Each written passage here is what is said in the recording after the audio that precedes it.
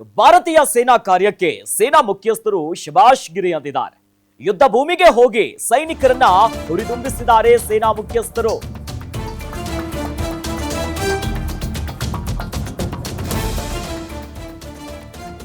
ಯುದ್ಧ ಭೂಮಿಗೆ ಹೋಗಿ ಸೈನಿಕರನ್ನ ಹುರಿದುಂಬಿಸಿದ್ದಾರೆ ಸೇನಾ ಮುಖ್ಯಸ್ಥರು.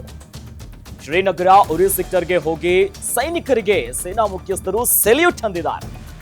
ಸೇನಾ ಪಡೆಗಳ ಜೊತೆ ಮಾತುಕತೆಯನ್ನ ನಡೆಸಿ ಶಬಾಷ್ ಗಿರಿ ಅಂದಿದ್ದಾರೆ ನಮ್ಮ ಸೇನಾ ಮುಖ್ಯಸ್ಥರು. ಆಪರೇಷನ್ ಸಿಂಧೂರ ಇಡೀ ದೇಶವೇ ಮೆಚ್ಚುವಂತಹ ಕಾರ್ಯಾಚರಣೆ.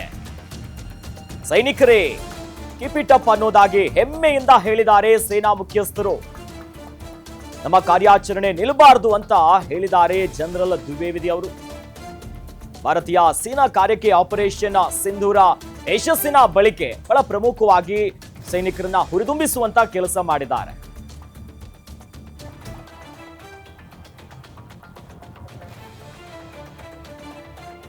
ಇನ್ನು ಯುದ್ಧ ಭೂಮಿಗೆ ಹೋಗಿ ಸೇನಾ ಮುಖ್ಯಸ್ಥರು ಎಲ್ಲ ಯೋಧರನ್ನ ಮಾತನಾಡಿಸಿ ಅವರನ್ನ ಹುರಿದುಂಬಿಸುವಂತ ಕೆಲಸ ಮಾಡಿದ್ದಾರೆ. ಇನ್ನು ಮೋದಿ ಅವರಷ್ಟೇ ಮೊನ್ನೆಯಷ್ಟೇ ಆದಂಪುರದ ಏರ್ಬೇಸ್ಗೆ ಹೋಗಿ ಒಂದು ಸ್ಪಷ್ಟ ಸಂದೇಶವನ್ನ ಕೊಟ್ಟಿದ್ರು.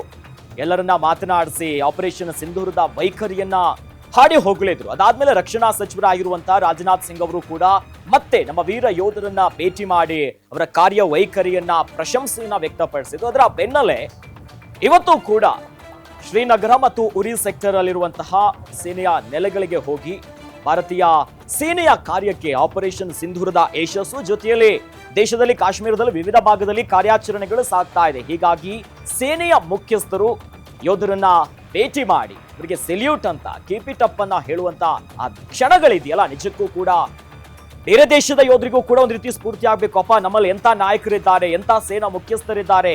ಪ್ರಧಾನಿ ನರೇಂದ್ರ ಮೋದಿ ಅವರು ಸ್ವತಃ ಹೋಗಿ ಸ್ಪಷ್ಟ ಸಂದೇಶವನ್ನ ಕೊಟ್ಟರು ಆದಂಪುರದ ಏರ್ಬೇಸ್ ನಿಂದ.